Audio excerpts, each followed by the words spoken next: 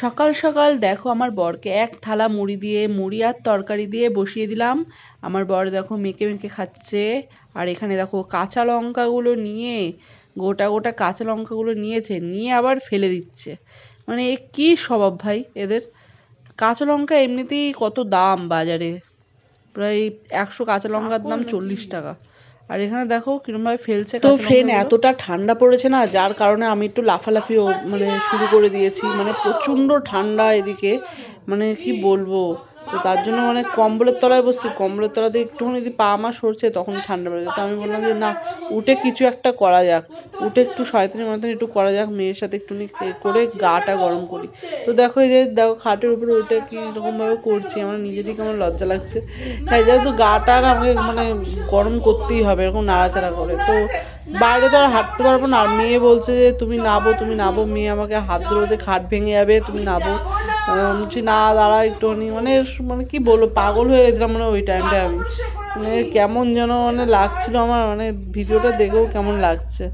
পাকা পরিষ্কার করবা, ছাড় ছাড় ছাড়, ছাড়বি ছাড়বি, তুই ছাড়বি, বল ছাড় আগে, ছাড় না,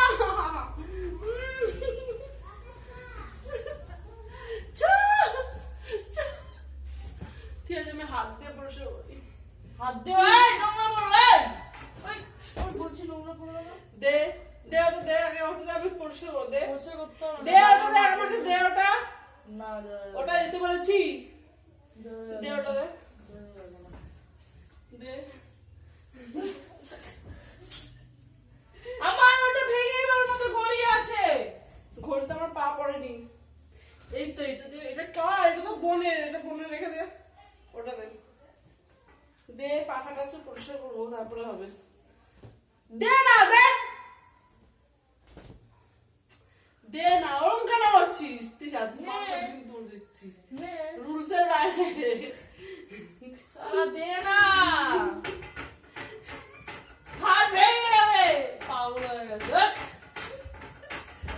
পরে পরে পরে ভাত দে আমাকে চুপচাপ, কথা কম। হবে তো? আমি কি রাক্ষস নাকি যে হাজার হাজার ভাত গিলবো?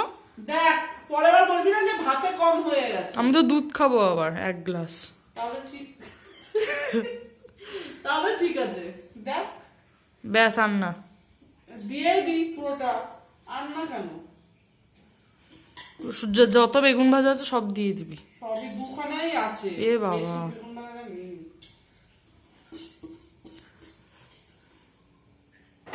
ফাঁকা খালি ফাঁকা। তাড়াতাড়ি দে, আমি আর পারছি না দাঁড়াতে, আমার প্রচন্ড খিদে পেয়েছে। পুরো ডালটা দিয়ে দে। পুরো ডাল দিয়ে দেবো? না আমরা কি খাবো? জানি না তোমরা কি খাবে। একটুখানি ডাল আছে, পুরো ডাল দিয়ে দিলে কি খাবো রে আমরা? তো 3 জন আছি, তোকে যদি পুরো ডালটা দিয়ে দিই কি খাবো? নিয়েই নেই, আর করবো এইটুকুনি ডালে আর কি হবে? তোকে দিয়েই দিলাম পুরোটা। আর বেগুন ভাজা দিয়েছিস, কত তেল খাবি তুই এই বেগুন ভাজা? হ্যাঁ তো খাবো না তো, কি দিয়ে খাবো? কিছু তো রান্না করিসনি। না তরকারি আমি একদমই মুখে তুলবো না, তরকারি খেতে হবে। আমি একদমই খাবো না, আমি একদমই খাবো না। না না আমি খাবোই না, আমি খাবোই না, দিবি না। কি ছড়িয়ে ছিটিয়ে খাচ্ছ? ওখানে দুধ ফেলা, এখানে জল ফেলা, এরকম নোংরা ভাবে খাচ্ছ কেন? তো আমি বিহারি হয়ে গেছি। বিহারি হয়ে গেছো? সেটাই দেখতে পাচ্ছি, কিরম ভাবে খাচ্ছে ছড়িয়ে ছিটিয়ে। আর সকালে দেখো বন্ধুরা এত ঠান্ডা। তো সকাল সকাল আজকে দেখো এখানে তরকারি, আলুর তরকারি ঠান্ডা করলাম। বলবো, আর একদম রোদ্দুরও ওঠেনি, পুরো কুয়াশা ভর্তি, কুয়াশায় পুরো ভর্তি। বাইরেটা একটুকু রোদ্দুর ওঠেনি, পুরো কনকনে ঠান্ডা ভর্তি। আবার কি করে যে কি করবো কাজ বাজ বুঝতেই পারছি না। একেই তো কোনো কাজ করার টাইমে কোনো কিছু গায়ে দিতে পারি না, মানে হচ্ছে চাদর, সোয়েটার। এই দুটো জিনিস আমার গায়ে দিয়ে একদমই কাজ করতে ভালো লাগে না। তারপরে দেখো এত ঠান্ডা, তার মধ্যে রোদ্দুর ওঠেনি, এই একখানা চাদর গায়ে দিয়ে দেখো রান্না করতে বসেছি। হ্যাঁ, তো বারবার করে শুধু চাদরটা খুলে যাচ্ছে আর উঠিয়ে নিচ্ছি, খুলে যাচ্ছে আর উঠিয়ে নিচ্ছি। বাসন ধুতে গেলেও তো তাই, বাসন ধোবো 2 হাত দিয়ে আর চাদরটা খুলে, কি মুশকিলে পড়লাম বলো তো। আর এইরকম ঠান্ডা মনে হয় কোনো বছরই পড়েনি, এতটাই ঠান্ডা পড়েছে এই বছরে। আর তার মধ্যে আজকে আবার একটুকু রোদ্দুর নেই, সারা দিনটা এরকমভাবেই মানে কাটবে মনে হচ্ছে। দেখে তো মনে হচ্ছে আজকে রোদ্দুর তো উঠবেই না। হ্যাঁ, তো ওয়েদারটা এতটাই খারাপ। আর এখানে আমার আলুর তরকারি তো হয়ে গেছে, কারণ রুটি করব। আর গাজর আর আলুর তরকারি হয়ে গেছে। আর কালকেকার একটু তরকারি আছে, সেটাও দেখো এই যে গরম করব। কালকেকার তরকারি সকালে, এটা বিট গাজর তারপর সবজি টবজি দিয়ে একটা তরকারি করেছি, মানে এত সুন্দর হয়েছে না খেতে, কি বলবো। কিন্তু আমার 2 মেয়ে তো সবজি খাবে না, এটাই হচ্ছে সমস্যা। 2 মেয়ের সবজিতে একদম ঘেন্না করে, মানে সবজি কিছুতেই খেতে চায় না। তো ওদের জন্যই আমি এই আলু আর গাজর দিয়ে, গাজর তো ওরা খায় না, তাও একটু গাজর দিয়ে দিয়েছি, কারণ শুধু আলুর তরকারি তো অতটা ভালো লাগে না। তো ওদের কাছে মানে আমার ছোটো মেয়ের কাছে শুধু আলু আলু আলুই ছাড়া মানে মানে কোনো কিছু চলে না। আলুর মধ্যে যদি কোনো সবজি থাকে সেই সবজি ফেলে দিয়ে আলুটা খাবে, এই হচ্ছে ব্যাপার। তো দেখো যে তাড়াতাড়ি করে গরম করে নিই, আর রুটিটাও আমাকে ছাড়তে হবে, কারণ সকালের খাবারটা একটু তাড়াতাড়ি করে নিই, যেহেতু আজকে রবিবার। আর আমার বর গেছে বাজারে, বাজারে গেছে অনেকক্ষণ আগে, প্রায় 1 ঘন্টার কাছাকাছি হবে।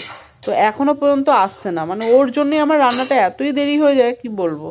তো ফাইনালি দেখো এই যে আমার বর চলে এসছে বাঁধাকপি নিয়ে, আর কি কি যেন নিয়ে এসছে। ও এটা হচ্ছে মাংস, তো আজকে ফ্রাইড রাইস করবো আর মাংস, ফ্রাইড রাইস আর মাংস। তো মাংস দেখো ওখানে রাখলো, আর কি কি নিয়ে এসছে দেখো তোমরা। আর এখানে কি নিয়ে এলো কিছু যাচ্ছে না। ও সবই ঘি, তারপরে গরম মশলার প্যাকেট, কাশ্মীরি গুঁড়ো লঙ্কার প্যাকেট, আর ওইটা দেখো চাল নিয়ে এসছে, ওই ফ্রাইড রাইসের চাল। আর কুমড়ো বাঁধাকপি এগুলো তো নিয়ে এসছে কালকেকার জন্য, কালকে এগুলো করব, কারণ কালকে আবার মেয়ের স্কুল আছে।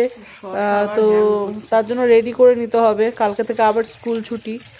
সরি ভুল বললাম, কালকে থেকে আবার স্কুল শুরু, হ্যাঁ ভুল বলে দিয়েছি। ছুটি তো আর হবে না, এখন শুরু হবে। আর এখানে দেখো শশাগুলো ভিজিয়ে রাখলো বর, যাতে মানে ওষুধ টষুধ যেগুলো দেয় মানে সবজি ইয়ের সময়, তো তার জন্য জলে ভিজিয়ে রাখলো।